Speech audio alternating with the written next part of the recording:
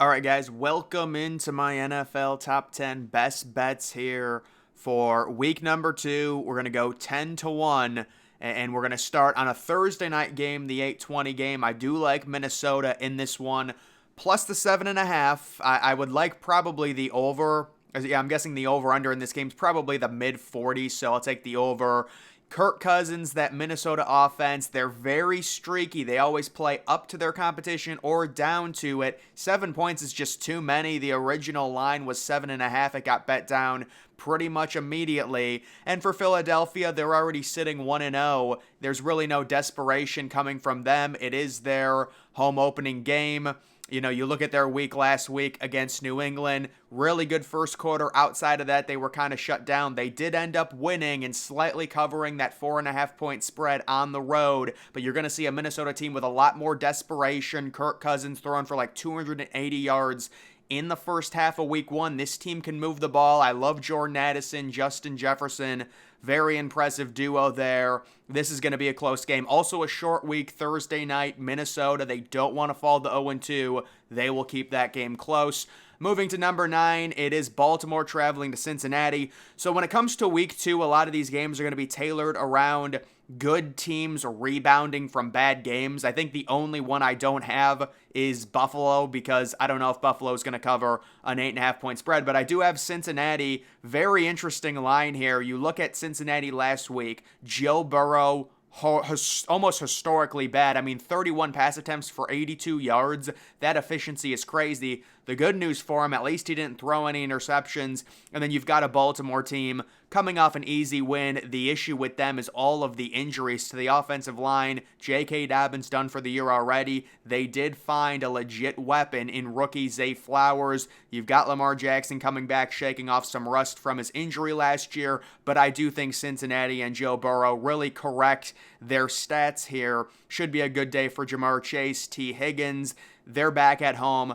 3.5 is a really annoying number. You can see ESPN FPI, they've only got it at a 60 or a 51% chance Cincinnati wins this game. That's because of the horrible week 1 performance, but you can understand Vegas looking past that a little bit based off of Joe Burrow's track record, giving them the 3.5-point edge. I would love to get them at 2.5, but either way, I do think Cincinnati bounces back. They'll move to 1-1, and Baltimore will drop to 1-1. They really need that game. Moving to number 8, it is the Giants on the road in Arizona. So Arizona, they are 0-1, but they did cover the spread last week. I don't know how. Josh Dobbs, horrible efficiency. You've got the Giants sitting -4. I will take them after getting destroyed 40-0 at home. That was a game, it was just everything compounded onto itself. I've never been high on the Giants, but I certainly don't think they're a terrible team or anything like that.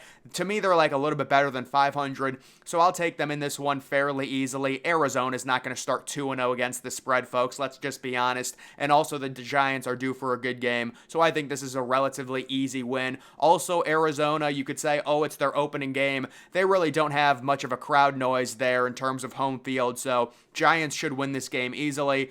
At number 7, we've got a 1 o'clock game. It is the Chiefs sitting -2.5. There are a lot of sports books that have this game already -3 for Kansas City. A lot of people in on Kansas City, and I agree with them. I think it's a spot where you're giving me Patrick Mahomes. He's already 0-1.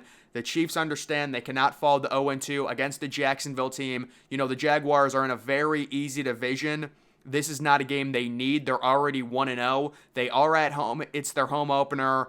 Where the crowd really isn't a huge factor to me in Jacksonville. It's decent. It's gotten better. But when it comes to the Chiefs, week 1, it was a huge component without Travis Kelce. I feel like if they had Travis Kelce in that game, they might win that game by 10 points. I understand a tight end isn't extremely important, but when you understand that offense and think, with Kadarius Toney, the drops, all the issues, if they would have just had the security blanket, they would have won that game probably easily. So looks like they're going to get Travis Kelce back. You're giving me Mahomes only -2.5. The Jaguars got a decent win last week against a rookie quarterback making his first start.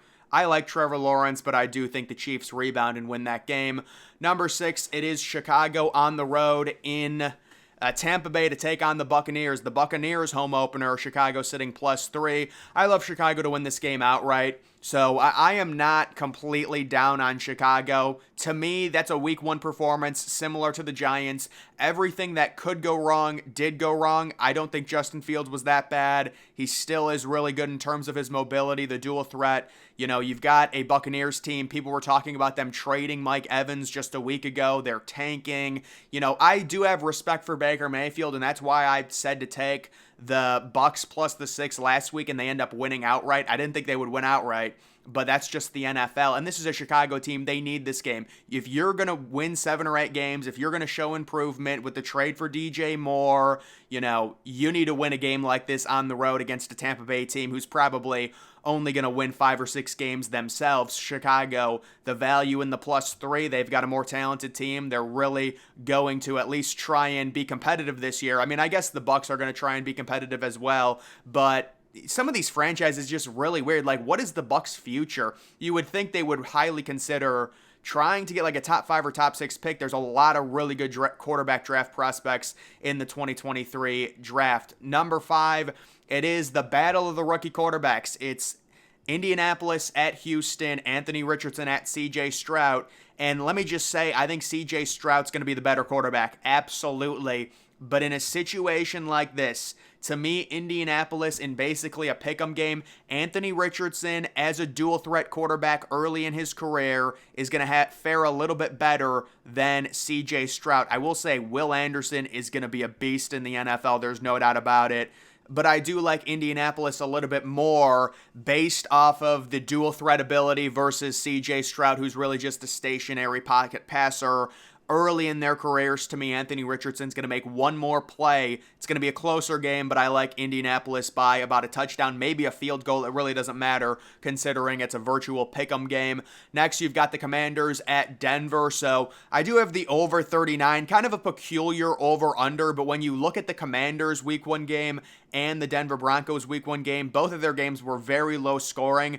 So I just look at the total at 39. I say, you know, this game's going to be annoying to bet either way, but I'll just say, I mean, these two teams can get over that, you would think. I really wouldn't advise betting this because this is one of those games where if it does go over, it's going to be like, you know, late into the fourth quarter because this is Sam Howell versus Russell Wilson.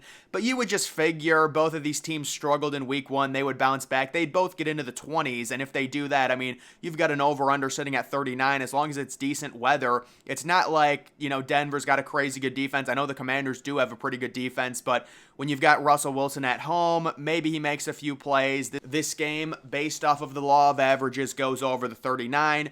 The number 3 best bet, it is Green Bay -1 at Atlanta. So let me just say, I love the under in this game. I am not completely, or I'm not even close to being sold on Jordan Love. Jordan Love had a bunch of easy passes in Week 1. Everything went right for the Packers, but you also have to understand this is a good Packers defense, an Atlanta team that really is just discombobulated. They still will not throw the ball. I don't know how I can pick Atlanta in a game like this. I'll take Green Bay basically in a pick'em. It was actually a pick'em, but the bets started coming in on the Packers, not surprising. That Packers defense against an Atlanta team that's extremely one-dimensional right now, you would think they would break out of their shell. Maybe they will, but the Packers do have a good defense, and I just don't see it Week 2 for Atlanta and Desmond Ridder. I really, obviously don't think Desmond Ridder is the future for Atlanta. And Jordan Love, he's going to be serviceable. He's going to be a game manager. He'll do enough, and they'll win this game easily. Number 2 best bet, I do like Seattle. This is a pretty fairly easy bet here. Seattle to bounce back after the Week 1 shellacking. They were 5-point favorites at home against the Rams. They lose. Geno Smith looks horrible. I think Seattle, big-time bounce-back moment here. Put your faith in Geno Smith. You know, after the good season last year, they've got the good wide receiver weapons.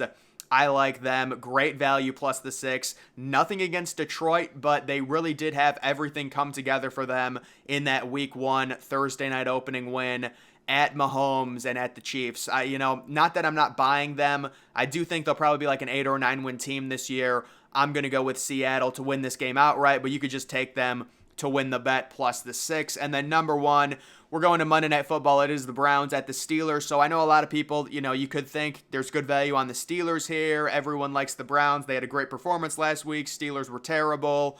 It's the law of averages. Both of these teams are going to be 1-1. But I just think this is a scenario where the Browns are going to be really good this year. I think they win 12 or 13 games. The Steelers, on the other hand, I'm not going to say, oh, Kenny Pickett is not the guy because of 1 week. I think Kenny Pickett's better in this game, but the Browns are just more talented than the Steelers. You also have the issue with Cam Hayward getting injured. That's a huge loss. One of the best interior defensive linemen in the NFL. And the Browns are only sitting -2. This line did open Pittsburgh -1. It's already moved 3 points to Cleveland, and it's just a situation where I think the Browns are straight up better. This year, they're going to kind of put it together. Denzel Ward looks very healthy, even after his concussion scare in the preseason. Myles Garrett, really good. The offense, they are lacking a true number one. I don't know if you can call Amari Cooper a true number one. He is a very professional receiver. Nick Chubb's just an absolute stud. Deshaun Watson, it's still TBD. We'll see with him. He did not perform very well in week 1. A lot of that probably had to do with the rain, but either way, I'll take the Browns to cover the 2. Monday Night Football, 8:15. There's actually 2 Monday night games this week, 7:15 and 8:15. The other Monday night game, if I had to make a bet on it, that's a brutal game. It's Carolina and the Saints. I'll just say I do like the under, but the over-under in that's only 39. And Carolina is sitting +3. I would probably say take Carolina plus the 3, but that's not one of my best bets.